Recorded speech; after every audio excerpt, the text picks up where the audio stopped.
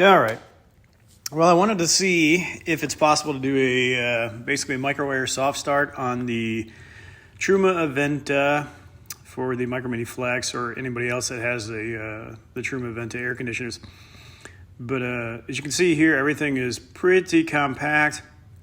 It's very low profile. You'll see the coils, the blower, the compressor, and all that. And then the foam surround. But here in a second, I'm going to basically open this thing up so you can see inside. But thinking it's probably not a viable option. I mean, there is the possibility of maybe mounting it here, but the issue is that according to Micro Air, you're supposed to mount the unit pointed down so that the basically the port for the wiring faces down. But here in a second, we'll open it up and try and figure out if there isn't a way that we can possibly get some kind of a workaround. But at this point, I am doubtful that anything will really work. But here in a second, we will find out. All right, well, here we are, completely opened up. So you'll see basically just how form-fitted this unit really is. Everything is very precisely cut out. You can see the return air there, but there's your squirrel cage, the cooling fins for the areas that are recirculating.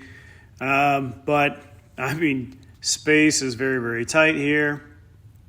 Not sure we could possibly really put the Micro Air soft start without blocking up. You've got a junction box here, or over here actually. You could potentially put it on top of, but we'll have to see. Then you've got a channel there for the wiring that runs back to the compressor. But again, space is a premium. So here we are, completely opened up, and you can see how much larger that Micro Air soft start is. So could potentially put it on top of the junction box, but as you can see, I mean, that kills about half of the space under the return air. So it would really impede the airflow. So this really isn't the best option. It's too bad. You know, I was hoping to actually be able to use it to basically create less kick. You know, when the compressor kicks on, I mean, you'll feel this thing shake the unit when it fires.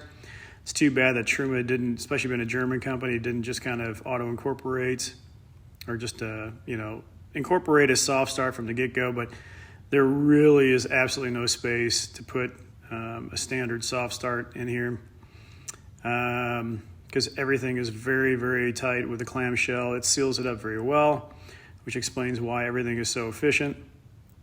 I mean, the foam really seals off the unit, really quiets the unit down. So unfortunately, well, as you've now seen, the Micro Air soft start really is not a viable option, and I don't see really any soft start unit being a viable option unless it's substantially smaller than the Micro Air. But the only real place you could place the thing would be, you know, on top of that junction box, and at that point, it is just, it's blocking half of the return air coming back through the unit. So that's not a viable option.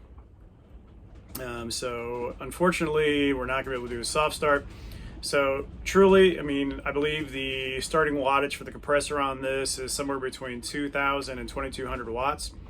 So if you've got a generator that's above that, and granted you don't have anything else running at the time, so if you're not running, you know, potentially like the microwave or any other high hitting appliance, you can probably get away with, you know, 2,300 watt generator, which is actually what our Pulsar is. But I know it's at 1,800 kind of peak running watts. But I know it did, when we tried it out initially, it did throw the generator into overload. And it could have been because something else was on, I'm not sure, I don't recall at this time. But again, it's kind of a bummer, but it's also nice seeing the internals of the unit. I mean, obviously, occasionally it's good to take that open, or just basically open it up, to get in there and clean out the fins and everything to make sure it's not all gummed up. There's actually some drains in there you're supposed to make sure that aren't getting clogged up. But it's extremely efficient, obviously, and you can see why. You know, just with the foam surround and everything like that, it's going to, you know, just make sure that everything's kind of staying at the temp that it should be. And it's just such a contrast to the American stuff where it's just a tin box.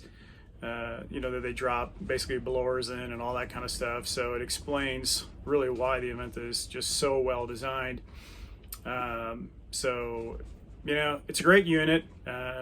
If you know, if you're happy with basically having an RV without a soft start, and if you don't mind lugging something, you know, in my opinion, something north of 3,000 watts is the best way to go, just because it gives you the greatest capacity. And, you know, that way you can run the air conditioning as well as a few other things here and there when you need to. I still would not suggest running the microwave with the air conditioner. You know, we went through that last year and tested that out. But otherwise, I mean, it's still a fantastic unit. The Flex package with the Truma systems are stellar. You can't go wrong with those. So in that aspect, it's still worth it. But just wanted to find out if there's a way to kind of trim down our wattage hit and potentially use a smaller generator a little bit more regularly. But I think we're going to stick with basically toting the bigger one. If it's going to be warmer, we're going to need the air conditioning for sure. But otherwise, that's it for this time. So stay safe. Hope to see you out there.